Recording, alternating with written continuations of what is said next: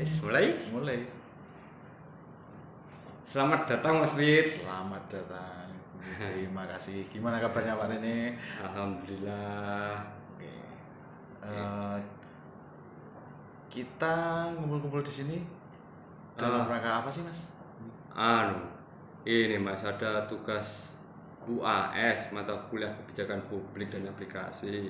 Kita itu disuruh untuk membuat kelompok yang mendiskusikan kajian kebijakan publik dengan teori yang temanya itu masing-masing kelompok diberi kebebasan. Oh, iya.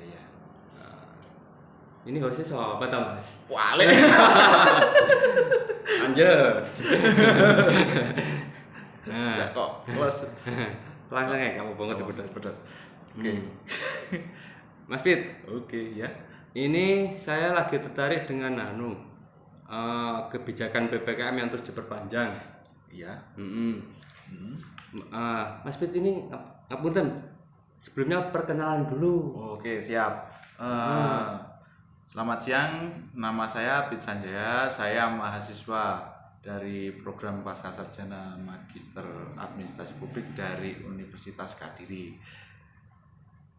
Di sini saya bersama Mas ini membuat podcast tentang kebijakan publik yang saat ini kita laksanakan, yaitu yang terkait dengan adanya pandemi COVID-19, sehingga kita di sini membahas tentang Inmendagri yang mengatur tentang PPKM. Oh gitu ya. Terus ini untung ini. Jadi gini Mas Pit, Mas Pit sebagai mahasiswa nggih. Ya. Saya itu pengen tahu sebenarnya tentang kebijakan PPKM, terus kalau disandingkan dengan teori yang Mas Pit dapatkan di mata kuliah kebijakan publik dan aplikasi. Ya. Oke, gini Mas Rene, saya akan menjelaskan tentang pengertian kebijakan publik secara sederhana, dan mungkin Mas Rene ada referensi pengertian kebijakan publik yang lain, mungkin bisa nanti saya juga bisa membantu menjawab sebisa saya. Kita juga di sini sama-sama belajar. Kalau menurut pengertian yang sederhana itu, kebijakan publik dapat didefinisikan sebagai segala sesuatu yang dinyatakan oleh pemerintah untuk dikerjakan atau tidak dikerjakan. Kebijakan publik merupakan bentuk perwujudan dari sebuah tindakan pemerintah dalam menanggapi sesuatu, bukan semata-mata merupakan pernyataan keinginan pemerintah atau pejabat publik. Mungkin Mas ini ada pengertian yang menurut ahli kebijakan publik yang sampean mengerti, atau yang sampean tahu. Kalau saya itu kebijakan publik secara pengertian sama mungkin Mas Pit. Terus tapi saya pernah baca itu menurut William Dunn, ya, kebijakan publik itu ada tahapannya Mas Pit. Ya. Yang pertama mungkin penyusunan agenda, yang kedua ada formulasi kebijakan, yang terusnya adopsi atau legitimasi kebijakan, yang terakhir ada penilaian dan evaluasi kebijakan. Ngomong ada Mas Pit ini, saya pengen tanya dari penyusunan agenda dulu Mas Pit. Iya. Kebijakan PPKM ini bagaimana Mas Pit? Begini Mas, untuk penyusunan agenda secara teori itu, penyusunan agenda itu adalah sebuah fase dari proses yang sangat strategis dalam realitas kebijakan publik. Dalam proses ini ada beberapa komponen yang melatar belakangi penyusunan agenda, yaitu adanya isu, dan yang kedua adanya agenda. Kalau kita kaitkan dengan kondisi yang saat ini, terutama terkait dengan kondisi pandemi yang ada di Indonesia ini, isu yang melatar belakangi adanya penyusunan agenda itu adalah munculnya varian baru dari virus COVID-19 sendiri, yaitu pada saat itu adalah virus varian Delta kalau tidak salah namanya. Nah, dengan adanya virus varian Delta itu, agenda dari pemerintah itu adalah menanggulangi penyebaran virus itu biar tidak menyebar ke berbagai daerah di Indonesia.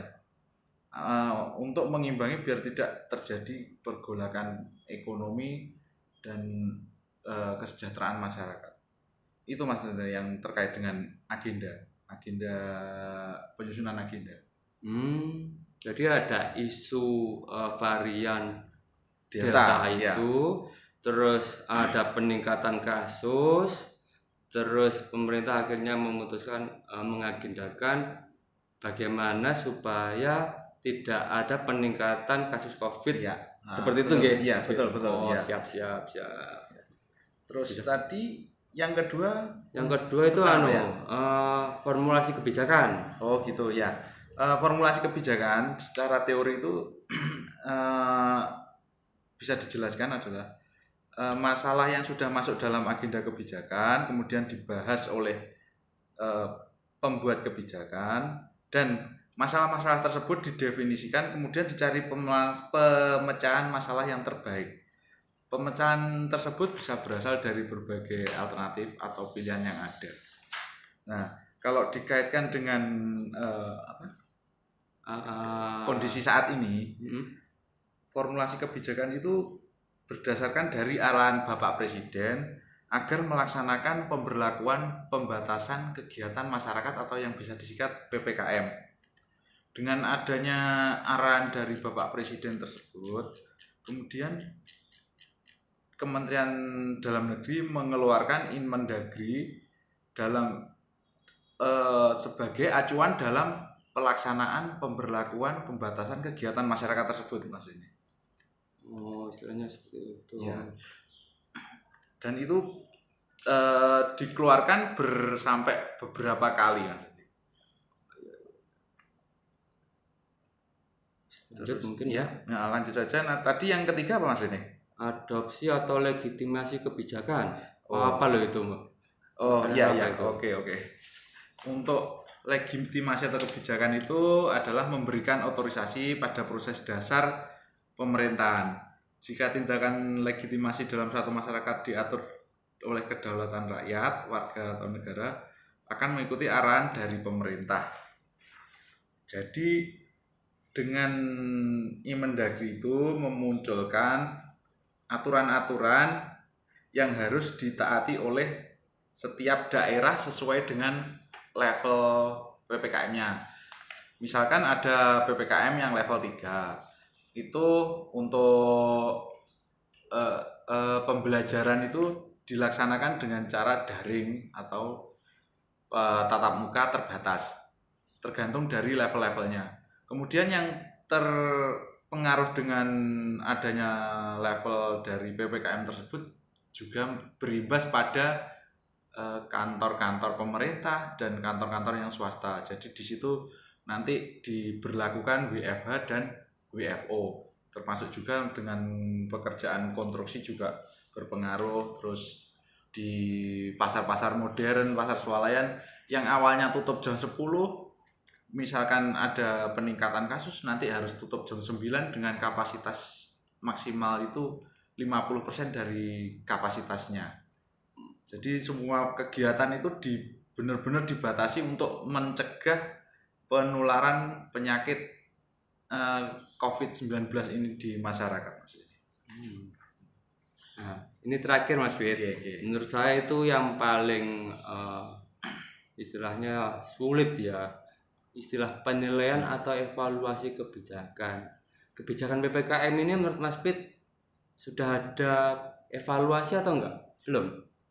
Selama ini sudah ada evaluasi dari pemerintah dengan munculnya Inmendagri yang pertama, yang kedua, yang ketiga itu memunculkan beberapa indikator. Nah, indikator-indikator tersebut setiap kita Kemendagri mengeluarkan instruksi itu, indikatornya selalu dievaluasi. Misalnya kayak dulu itu untuk menentukan level PPKM itu kita tidak melihat dari indikator tingkat vaksinasi. Nah, setelah beberapa kali itu akhirnya ada indikator yang namanya indikator vaksinasi yang menentukan level-level dari wilayah. Selain itu, selain indikator dari vaksinasi itu, rentang mengeluarkannya Inmendagri itu juga dievaluasi. Yang awalnya Inmendagri itu keluarnya 2 minggu sekali, kemudian 3 minggu sekali. Akhirnya yang terakhir ini yang 2022 itu ada Inmendagri nomor 1 tahun 2022. Mudah-mudahan itu Inmendagri yang terakhir dan negara kita terutama Tulungagung bisa bebas dari COVID-19. Gitu, amin, amin. Itu mungkin ada pertanyaan lain yang mungkin masih mengganjal dari Mas Rene sehingga sebisa mungkin akan saya jawab. Gitu. Terus, oke. Mungkin itu Mas Pit. Ya. Terima kasih bantuannya untuk menjelaskan secara teori tentang kebijakan PPKM. Iya. Siap Mas Rene. Matur sangat kedatangannya. Ya, terima kasih Mas Rene. Demikian podcast kita kali ini. Mudah-mudahan dengan adanya podcast ini kita semua bisa mengambil hikmah dari podcast ini dan kita bisa terbebas dari COVID-19. Amin. Terima kasih.